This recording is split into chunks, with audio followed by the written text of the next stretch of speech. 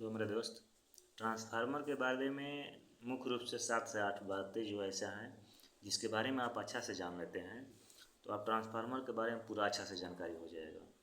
जैसे पहला है क्रोड है। ये क्रोड है, इसके अंदर रहता है मेन टैंक के अंदर। इस पर ये जो नर्म लोहा का बना होता है, इसमें वाइंडिंग 2 प्रकार का होता है। एक पहला होता है प्राइमरी और सेकेंडरी।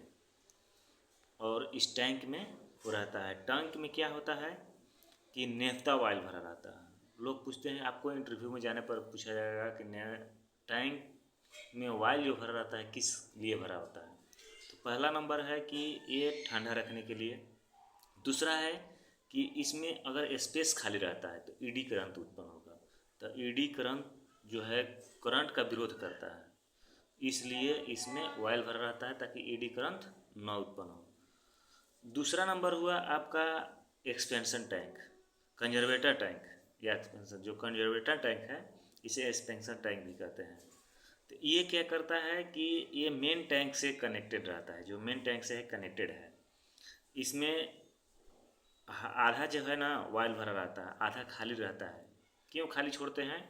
ताकि जब ट्रांसफार्मर चलता है, जब इसमें विद्युत धारा प्रवाहित होती है तो ये गर्म होता है, और जब कोई भी चीज़ गर्म होगा तो फैलाव करेगा। तो एक अगर खाली स्पेस नहीं रखेंगे तो क्या होगा कि ये टैंक से जो ये पाइप के माध्यम से ऑयल ऊपर की ओर भागेगा, तो अगर जगह नहीं रहेगा तो फिर विस्फोट कर जाएगा। तो इसलिए वो अपना जगह कंट्रोल करने के लिए उसमें और जगह खाली रखते हैं ताकि वो फैलाव करे तो कंट्रोल रहे। उसके बाद जब ये ठंडा होता है, ट्रांसफार्मर का जो तेल फिर ठंडा होता है कुछ देर के बाद में। तो ठंडा होने के बाद में इसमें एयर खाली जगह होगा। तो खाली जगह भरने के लिए हमें हवा की ज़रूरत होगी। तो हवा जब अगर वायुमंडल से हम ले रहे हैं तो इसमें हवा के साथ नमी भी है। तो नमी न जाए इसके लिए एक देखिए पाइप के माध्यम से इधर एक लगा दिए हैं ब्रीदर। ब्रीदर क्या करता है कि इसमें सिलिका जेल भरा रहता है। सिलिका जेल भरा रहता है इसलिए ताकि ये नमी को सोख ले। देखिए हवा के साथ धूल कण भी होता है। देखिए एक छोटा सा कटोरी टाइप पर है जिसमें ऑयल भरा रहता है, जो धूल कण है ये कंट्रोल कर रहता है। यहाँ तक तो बात समझ में आ गया। इसको देखिए, अगर ये ज़्यादा हीट हो जाए तो विस्फोट ना करे, ट्रांसफार्मर फाट मतलब उड़ ना जाए। जानते हैं कि बाज़ार के अगल बगल ही रहता है, चाहे कहीं भी रोड पर रहता है तो बहुत सारा क्षति हो सकता है। इसलिए इसमें एक देखिए ये स्विच लगा है जिसका नाम है बुक्स रिले। ये क्या करता है कि जैसे ही ट्रांसफार्मर अधिक हीट हो जाता है तो ये क्या करता है कि ओपन खुला हो, एक भी इसमें स्विच लगा रहता है जो पारा उसको कंट्रोल करता है। जैसे ही गर्म होगा तो जानते हैं पारा क्या करता है, ऊपर की ओर भागता है, और ऊपर की ओर भागेगा जैसे स्विच ऑफ कर देगा तो ये कनेक्शन ऑफ हो जाएगा, तो नहीं उड़ेगा। कभी कभी ऐसा होता है कि ये बुकी रिले है जो ये काम नहीं करता है, फेल हो जाता है, कभी कभी फेल हो सकता है भाई।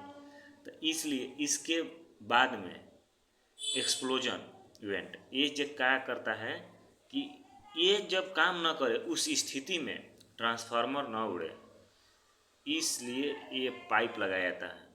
और इसका जो देखिए जो बाहरी परत है यहाँ पे ये कमज़ोर बना होता है ताकि ये अधिक हीट हो, अगर ये काम ना करे उस स्थिति में ये फट जाए और उसके बाद में तेल बाहर निकल जाए ताकि राहत हो जाए। अगर ट्रांसफार्मर फटता है तो पूरा विस्फोट मतलब क्षति पहुंचाएगा।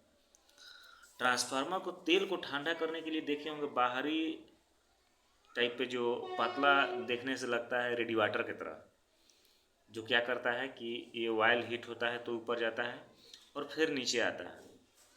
तो रेडिएटर से पतला पतला होकर तेल जब आएगा ना तो ये हवा मारता है, तो हवा मारने के बाद में वो ठंडा हो जाता है। तो इस प्रक्रिया को रेडिएटर क्या करता है, ऑयल को ठंडा रखता है।